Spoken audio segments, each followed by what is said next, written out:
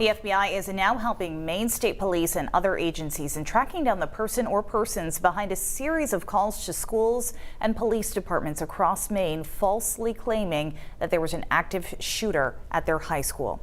Good evening, everyone. I'm Amanda Hill. And I'm Brian Yukono in for Pat Callahan today. One of the first calls to police was in Sanford, and it elicited a strong response. We will have more on that coming up in just a moment. After the Sanford call, similar ones were received in at least 10 other communities. It wasn't long before police noticed the pattern. Still, the calls did trigger lockdowns and lockouts at schools in those towns and cities. One of the biggest responses was, of course, in Sanford, where the hoax caller had reported that there was someone with a long gun in the high school and that people were injured. The school was locked down, and in a matter of minutes, there was a large police presence outside. Around noontime, Maine's Commissioner of Public Safety and the Sanford school superintendent spoke with reporters. So not only is this a criminal scenario, but these are callous and inhumane acts against our kids, against our residents, against these parents.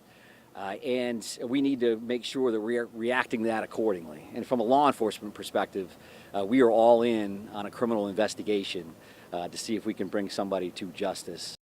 Very fortunate that it was not credible and a hoax, but at the same time very proud of our students and our staff and our community and all the resources that you saw come together and rally to help us work through this. Even though the threat in Sanford, as well as all the others, turned out to be a hoax, it was still a difficult day for students and parents. News Center Maine's Sean Stackhouse is live in Sanford tonight with the emotional toll from this threat. Sean. Brian and Amanda, while this school shooting threat here in Sanford is still believed to have been a hoax, the pain that it caused the community was very real. I spoke with parents and students about what happened this morning and the concern it caused. So why is no one telling? I didn't say that. I said, why is no one telling us that? All this time we're standing here. Parents pleading for information in Sanford this morning. Rumors of a reported shooting at Sanford High School running rampant on social media, causing parents to fear for the worst. Absolutely the most terrorizing feeling in the world. Students inside the high school at the time telling their parents that the school is in lockdown. They say police rushed into the building.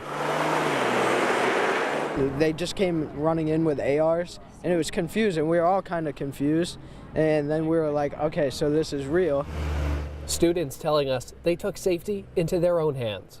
I just saw the cops show up. They all ran in. We had barricaded the doors. We boarded it up with all the tables and chairs in the classroom. Students were bused from Sanford High School to the Sanford Memorial Gym. Hundreds of parents lined the streets and packed around the building, waiting for a glimpse of their loved one. I just was holding my daughter, so I feel much better now. Hundreds of other parents having emotional reunions with their students. Scared to death. Worst thing you could ever think of, you know what I mean? Parents and students, while many still emotional, are feeling that sense of relief they hoped would come. Very relieved, very much so. I pray for all these parents and kids that they never have to go through anything like this again.